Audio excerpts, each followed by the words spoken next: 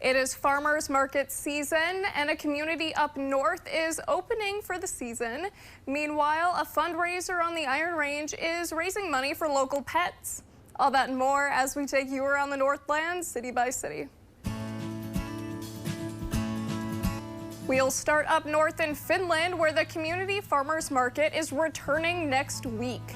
The first day of the season will be on Thursday, June 11th, from 5 to 6:30 p.m. at the Claire Nelson Center.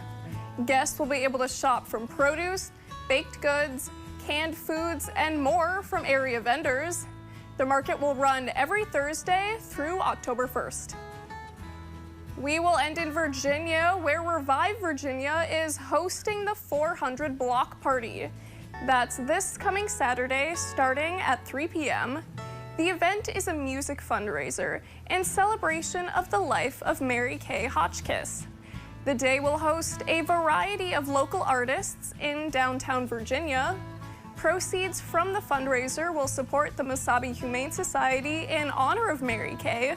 The 400 Block Party runs until 9 p.m. on Saturday night.